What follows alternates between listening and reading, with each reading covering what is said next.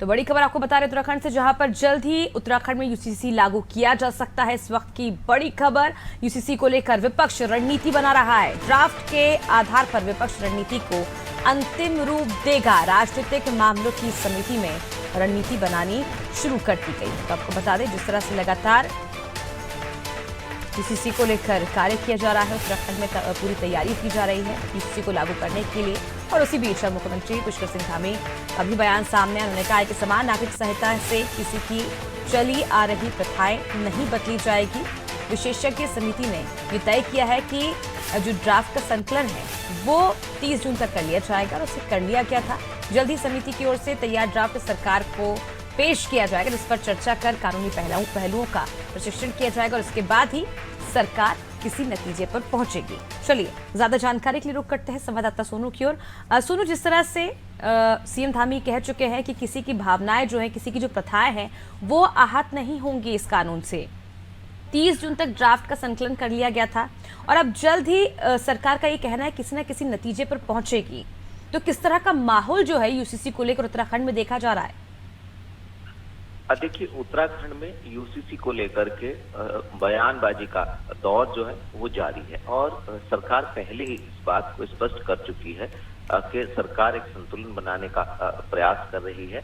और जैसा कि आपने भी स्वयं जिक्र किया कि मुख्यमंत्री ने भी इस बात का जिक्र किया है कि यूसीसी से किसी की भी जो प्रथाएं हैं वो प्रभावित नहीं होंगी, और जो भारतीय संविधान के अनुच्छेद 44 है उसके तहत ही यूसीसी का ड्राफ्ट तैयार किया जा रहा है। और चूंकि जो विशेषज्ञ समिति गठित की गई है और उसमें रिटायर्ड जज हैं जस्टिस रंजना देसाई, और उत्तराखंड के मुख्य सचिव जो रह चुके हैं वो इसमें शामिल हैं। 5 सदस्यीय कमेटी ने अध्ययन किया है, कई दौर की बैठकें की हैं, समाज के अलग अलग तबके से अलग अलग समय में सुझाव लिए हैं, और इसके साथ साथ सुझावों पर मंथन किया है, और लॉ से संबंधित जो एक्सपर्ट्स हैं उनसे भी चर्चा की है, और कई कानूनों का अध्ययन किया है।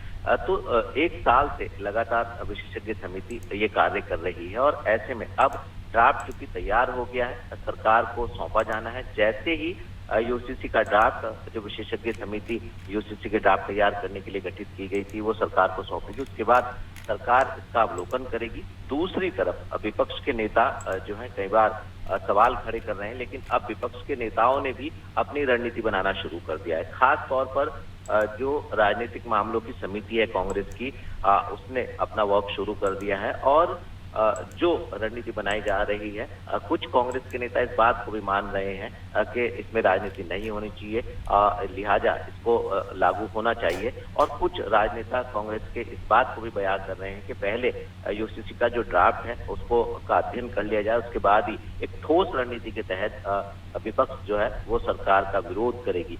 तमाम पहलू हैं जो यूसीसी से जुड़े हुए हैं, सत्ता पक्ष से, विपक्ष से, क्योंकि अभी ड्राफ्ट पब्लिक डोमेन में नहीं आया है। ऐसे में विपक्ष की तरफ से भी जो सवाल खड़े किए जा रहे हैं उनका कोई ठोस आधार फिलहाल नजर नहीं आ रहा है, जबकि सत्ता पक्ष की तरफ से जो बात कही जा रही है वो कानून उसका आधार बताया जा रहा है। तो अब देखना होगा सरकार को जो विशेषज्ञ समिति है वो कब तक रिपोर्ट सौंप देगी, और उसके बाद सरकार अवलोकन करने के बाद कब तक इसको लागू कर पाएगी। बिल्कुल सोनू, देखने वाली बात होगी कि आखिर कब तक ये लागू होगा। लेकिन सबसे पहले हमें समझना जरूरी है कि जिस तरह से विपक्ष लगातार ये आरोप लगा रहा है इस ड्राफ्ट को लेकर, इस कानून को लेकर, और कहीं ना कहीं राजनीति ना करने की सलाह भी सीएम धामी दे चुके हैं, क्या आपको ऐसा नहीं लगता कि अगर जनता के बीच जाकर इस कानून को लेकर पहले जागरूक किया जाए लोगों को, तो कहीं ना कहीं जो विपक्ष है वो कमजोर पड़ेगा, और लोगों को भी जल्द समझ में आएगा? क्योंकि कहीं ना कहीं एक असमंजस की स्थिति जो है